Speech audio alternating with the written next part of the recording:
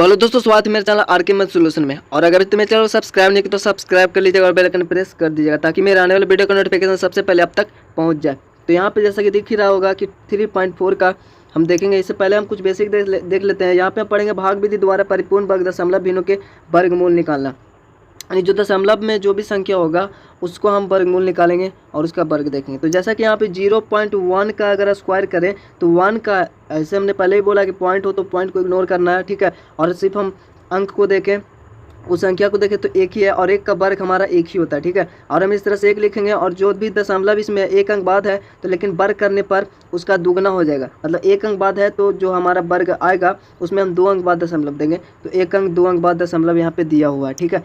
मतलब यहाँ पे जैसे कि 0.9 का स्क्वायर यानी 9 का स्क्वायर 81 होता है, यहाँ पे 1 अंक बाद दशमलव है तो हम यहाँ पे 2 अंक बाद दशमलव दे दिए, ठीक है। या फिर जैसे यहाँ पे गुना ही होता है 0.1 गुना 0.1, ठीक है। तो 0.1 गुना 0.1 में गुना में भी वही होता है, 1 अंक ये और 1 अंक ये, यानी जो भी इसका आंसर है उस पर 2 अंक बाद दशमलव होगा। और एक बात और कि यहाँ पे जो भी मतलब जिसका भी हम वर्ग निकाल रहे हैं तो जो भी वर्ग आएगा उसमें दशमलव के बाद अंकों की संख्या विषम ही होगा, ठीक है। क्योंकि जो जिसका भी वर्ग निकालेंगे वो एक पूर्ण वर्ग होगा, ठीक है। अब ये पूर्ण वर्ग हो गया, जो भी पूर्ण वर्ग होगा उसमें दशमलव के बाद अंकों की संख्या सम होगा, हमेशा ये बात याद रखना, ठीक है। और यहाँ पे जैसा कि 0.19 है तो इसका स्क्वायर निकालना है तो 2 है अंक यहाँ पे दशमलव के बाद, हम जो भी आंसर आएगा उसमें 4 अंक बाद दशमलव दे देंगे, ठीक है। यानी उसके बाद में 4 अंक रहेगा दशमलव के बाद में। जैसे कि 19 का होता है 361 और मतलब कि वर्ग होता है। और यहाँ पे देखेंगे 2 अंक बाद तो यहाँ पे 4 अंक बाद दशमलव, 1 अंक 2 अंक 3 अंक 4 अंक बाद दशमलव दे दिए, ठीक, दे दिए सिंपल। 3 अंक था, एक जीरो देकर 4 अंक किए, दशमलव दिए, फिर जीरो दे दिए, ठीक। इस तरह से तो पता ही होगा। यहाँ पे 21 का होता है 441, 1 अंक बाद यहाँ पे 2 अंक बाद दिए। और ये भी पता हो गया कि जो भी वर्गमूल होगा उसमें दशमलव के बाद जो संख्या होगा वो सम होगा, ठीक है।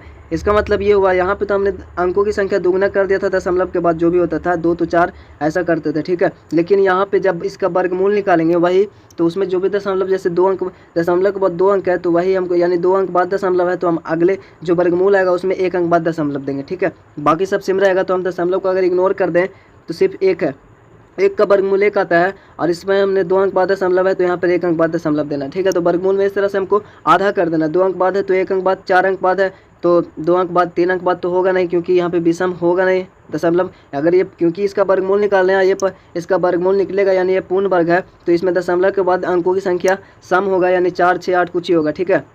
ये सब होगा। तो यहाँ पे 4 अंक बाद है 361, 19 का है तो 19 लिख दिया, 2 अंक बाद दशमलव दे दिए, ठीक है। तो इस तरह से हम इजीली वर्गमूल बना सकते हैं। इसका 21 होगा, 2 अंक बाद दशमलव, 1 अंक बाद दशमलव देंगे। तो ये सब याद रखते हुए हम यहाँ पे कुछ क्वेश्चन देखेंगे जो इजीली सोल्व हो जाएगा। जैसे कि यहाँ पे पहला नंबर है 0.1 का वर्गमूल, तो वर्गमूल बोल रहा है तो ऐसे एक ही हम देंगे कि एक ही है, इग्नोर करेंगे दशमलव को। तो 2 अंक बाद दशमलव है तो यहाँ पर 1 का तो एक ही होता है, 1 अंक बाद दशमलव दे देना है, तो 0.1 होगा इसका आंसर।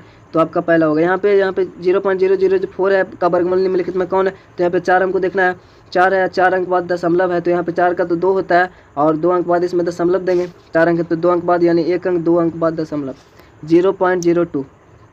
इसका दूसरा आंसर होगा। तीसरा में रिक्त स्थानों को भरे, तो इसका वर्गमूल निकालना है तो 144 का हमको 144 से देखना है। 144 का वर्गमूल 12 और यहाँ पे 4 अंक, दशमलव के बाद 4 अंक है तो यहाँ पे 2 अंक होगा तो 1 2 यहाँ पे पॉइंट देंगे, यानी 0.12 हो जाएगा, ठीक है।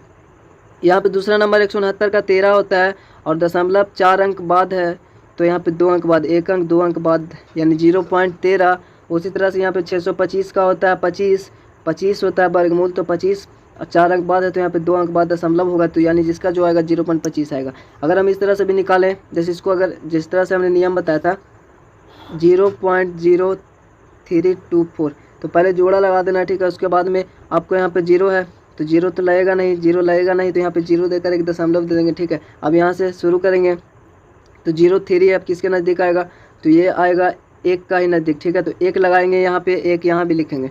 अब 1 लगाएंगे तो यहाँ पे 1 आएगा तो यहाँ पे बचेगा 2, ठीक है। उसमें 1 ही जुड़ता है तो यहाँ पे 2 हो जाएगा, यहाँ पे 2 बचा तो यहाँ पे 24 उतर जाएगा एक पेयर। अब यहाँ पे क्या लगाएं कि 224 आ जाएगा, ठीक है। तो यहाँ पे आपको 7 लगा कर देखें अगर, तो यहाँ पे 7 नहीं 8 8 64, अगर 8 लगा कर देखें तो 8 8 64 4 आ जाता है, 8 दूनी 16 और बाकी में 6 रहने वाला तो 22 हो जाता है, ठीक है। यानी 8 से लगाएंगे यहाँ पे तो 8 8 64 हो जाएगा, 8 8 64 के 4, 8 दूनी 16 और 16 6 22, यानी ये कट गया, यानी आपका आंसर हो गया 18, 2 अंक बाद दशमलव, यहाँ 4 अंक तो यहाँ 2 अंक बाद दशमलव। तो इस तरह से भी बना सकते हैं। चौथा नंबर क्वेश्चन है निम्नलिखित में 7 और 7 को चुने। तो पहला नंबर 0.196 है, इसका वर्गमूल तो आपका 14 होता है, या ठीक है 14 होता है, लेकिन यहाँ पे दशमलव के बाद 3 अंक है।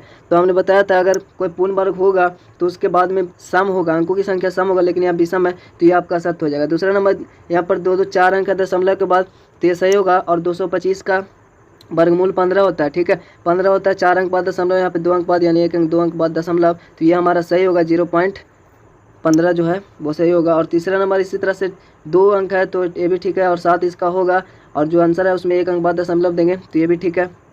चौथा नंबर 169 13 का होता है, तो ठीक है 13 का होता है, दशमलव के बाद 4 अंक है तो 4 अंक, यहाँ पे 2 अंक बाद दशमलव देंगे तो 1 अंक 2 अंक बाद दशमलव देंगे, उसके बाद 0.13 आना चाहिए, लेकिन यहाँ पे एक 0 फालतू है तो ये भी गलत है। तो ठीक है हमने बता दिया कौन सही कौन गलत है। और वीडियो को यहाँ पे एंड करते हैं, और इसके एक और पार्ट बनेगा जिसमें ये खत्म हो जाएगा, फिर अगला हम नया चैप्टर पढ़ेंगे घन और घनमूल। तो चैनल को सब्सक्राइब नहीं तो सब्सक्राइब कर लीजिएगा, लाइक कमेंट शेयर कर दीजिएगा। तो चलिए मिलते हैं आपसे अगले वीडियो में, तब तक के लिए जय हिंद जय भारत।